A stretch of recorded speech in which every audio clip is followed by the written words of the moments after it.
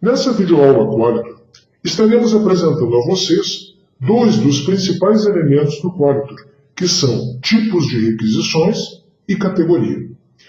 Esses dois são temas de extrema importância e, sobretudo, fundamentais para o funcionamento geral de todo o sistema Qualitor. Então, para essa videoaula, primeiramente eu vou estar apresentando o tema tipos de requisição, ou simplesmente tipo, como assim chamaremos durante a nossa videoaula.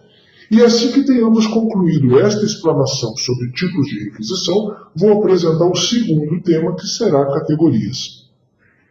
Bem, inicialmente cabe uma recomendação para esses dois elementos, tanto tipo e categoria.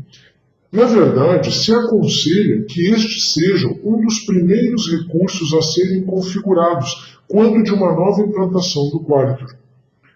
Esses dois recursos são ditos como importantes, visto que estão diretamente interligados a nível de configuração, e ainda porque a estrutura funcional do Qualitor, ou seja, a forma como o Qualitor funcionará, o seu comportamento, enfim, será muito com base naquilo que venhamos a definir em suas parametrizações. Então vamos lá. Tipos de requisições, nosso primeiro tema. Bem, este é um elemento central do Qualitor, pois nele se definem as características principais que controlarão as requisições. Então, nesse vídeo, a ideia é fazer uma passagem pelos principais pontos de configuração deste recurso.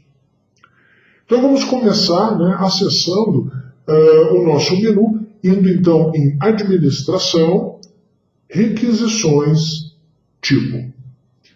Reparem que na tela que se abriu, nesse exemplo que estamos utilizando, visualizamos alguns dos tipos de requisições já existentes e que poderão vir a ser abertos clicando na lupa. E ainda temos a opção de criarmos um novo tipo de requisição. Então vamos lá. Clicamos no botão Novo e daí uma outra janela se abriu. Esta é a tela de cadastro do tipo de requisição. Inicialmente, vamos informar o nome para esse tipo de requisição. Por exemplo, vou dar um nome de falha. Ok? Bem, reparem que na guia geral é necessário informar qual será a classificação do tipo de requisição que estamos criando. Ou seja, para qual opção de abertura de requisições que esse tipo estará disponível. Nós temos ali as opções chamado, incidente, requisição de serviço.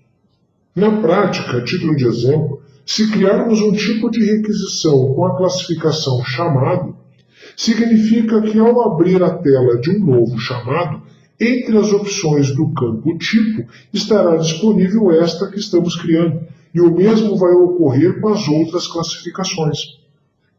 Podemos dizer que se criarmos um tipo com classificação para chamado, essa classificação não estará disponível nem para incidente e nem para requisição de serviço.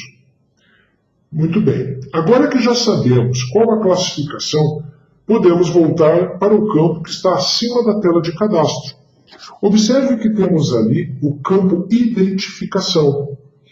Bem, geralmente ali se define uma sigla que relacione o tipo de requisição que estamos criando com a classificação que lhe vai pertencer. Neste caso, a título de exemplo, vamos colocar a sigla, por exemplo, CHN. Essa sigla vai ser útil nas telas de pesquisa, ou seja, rapidamente vai ser possível identificar qual tipo que pertence à requisição.